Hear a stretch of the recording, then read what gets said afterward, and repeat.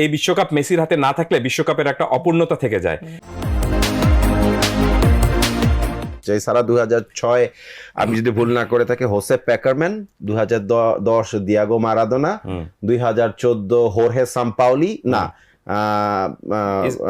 2010-এ maybe Alejandro সাবেইয়া, এবং 2014 হ্যাঁ হোর্হে Sampaoli, আর 2022-এ গিয়ে 18তে হোর্হে সাম্পাওলি, আর 22-এ গিয়ে হচ্ছে লিওনেল স্কালোনি। এই হচ্ছে লিওনেল মেসির ওয়ার্ল্ড কাপ গ্রাফ এবং কোন কোচের আন্ডারে কিভাবে খেলেছেন।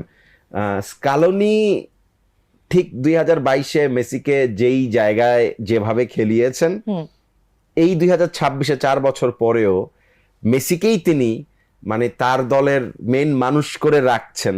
এই জিনিসের সাহসটা আসলে স্কালোনি মানে কোথা থেকে পেয়েছে বলে আপনি মনে করেন? আর প্রশ্ন আরেকটু স্পেসিফিক করি যে মানে লিওনেল মেসি কি এই দলটার হৃৎপিণ্ড, নাকি মেসি ছাড়া এই আর্জেন্টিনার অ্যাটলিস্ট ফাইনাল সেমিফাইনাল লেভেলে খেলার কোনো সুযোগ আছে? মেসি ছাড়া অ্যাজ আ টিম আর্জেন্টিনা কিন্তু itself is a very strong team. So দেখেন, মেসির একটা ডিমান্ড আছে for fans, for the world, everyone looks up to যে আর্জেন্টিনা খেলবে মানে আমি মেসিকে দেখবো। সো ওটার একটা চাহিদা আছে, একটা চাহনি আছে, মানুষের একটা আকাঙ্ক্ষা আছে। সো সেইখান থেকে মেসিকে টিমে রাখা তো definitely it's one of the major decisions that Argentina can make or the coach can make. But at the same time Messi ছাড়া যদি আমরা টিমটার কথা চিন্তা করি, তাদের ফরমেশনের কথা যদি আমরা চিন্তা করি, it's not a weak team.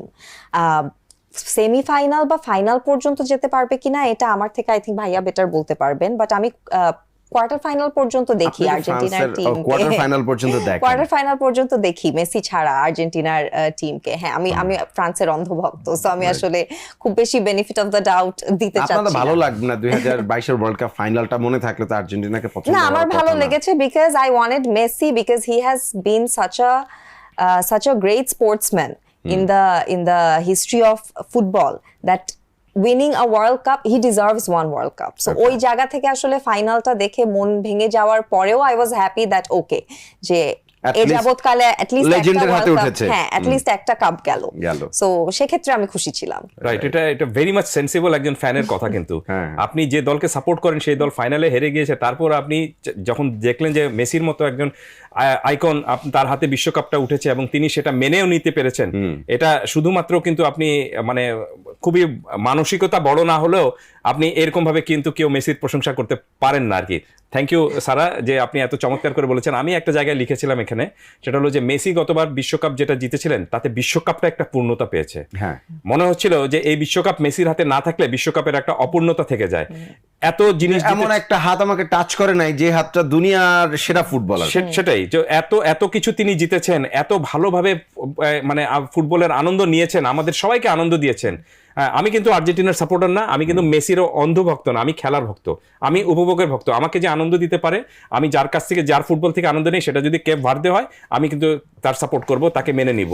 আমি সেইভাবেই কিন্তু ফুটবলটাকে সাপোর্ট করি।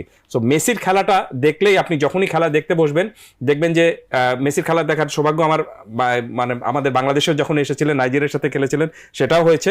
এবং মেসি যখন 2006 সালে বিশ্বকাপের তার প্রথম অভিষেক হয়েছিল জার্মানিতে এবং সার্বিয়ার বিরুদ্ধে তিনি যে গোল করেছিলেন গেলশেনকির্চেনে, আমার সেই ম্যাচটা মাঠে বসে দেখার সৌভাগ্য হয়েছিল। তখন আমি চিন্তাও করতে পারিনি যে এই ছোট 19 বছর বয়সী একটা ছেলে পরবর্তীতে পুরো বিশ্বকে এরকম ভাবে মাতিয়ে রাখবে। তখন কেন মনে হয় না মানে 19 বছরের লিওনেল মেসি 2006 সালে বার্সেলোনাতে তো মোটামুটি মানে এখন লামিনি ইয়ামাল যেরকম, ওই সময় মেসি লামিনি ইয়ামাল হয়ে আসছিলেন না? ওই বিশ্বকাপে মনে হয়নি। এর কারণটা হলো যে সেই বিশ্বকাপে আপনার রিকেলমে ছিলেন, সেই বিশ্বকাপে আপনার আরো কয়েকজন খেলোয়াড় সবাই ছিলেন,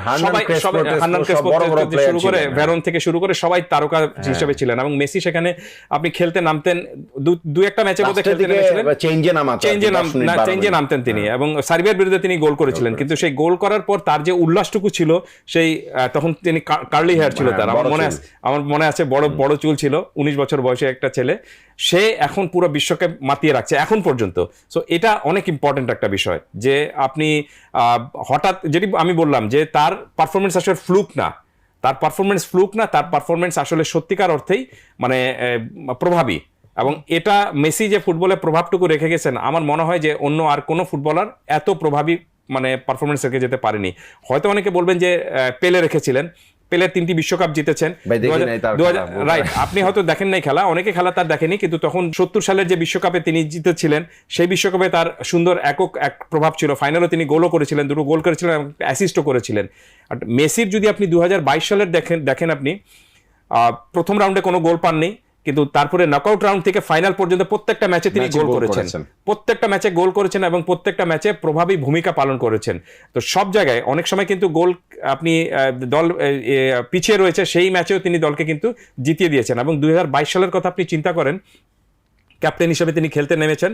প্রথম ম্যাচে তিনি সৌদি আরবের কাছে দল হেরে গেল, পরের ম্যাচে ক্রোয়েশিয়ার সাথে খুব সম্ভবত ড্র করলো।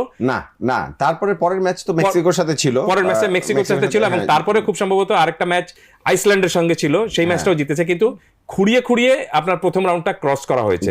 সো সেই দল সেকেন্ড রাউন্ড থেকে যে ফুটবলটা খেলেছে সেটা সেকেন্ড রাউন্ডে গিয়ে তারপর তো কোয়ার্টার ফাইনালে আপনার যখন নেদারল্যান্ডসের সাথে ম্যাচ 2-2 গোলের ড্র ছিল, ক্রোয়েশিয়াকে খুবই কনভিনসিংলি 3-0 হারাইছিল ইফ আই এম নট রং।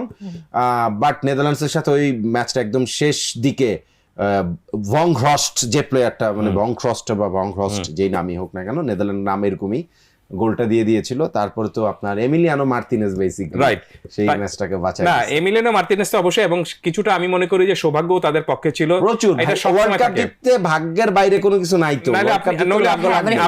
আপনি ফাইনালটাই দেখেন, আপনি ফাইনালটা দেখেন, আপনি চুয়ামেনি যে গোল শটটা নিয়েছিলেন লাস্ট, চুয়ামেনি না, ওটা হচ্ছে রান্দাল কুলুমুয়ানি, বেসিক্যালি এবার নাই, নামটা একই রকম তো এই কারণে চুয়ামেনি আর কুলুমুয়ানি, রাইট। তিনি যে শুটটা নিয়েছিলেন সেখান থেকে আমি মনে করি যে সেটা 100 বার শুট নিলে 100 বার গোল হওয়ার কথা, 100 বারই গোল হওয়ার কথা, কিন্তু সেই জায়গায় তিনি তার পা দিয়ে ওটা ঠেকিয়ে দিয়েছেন।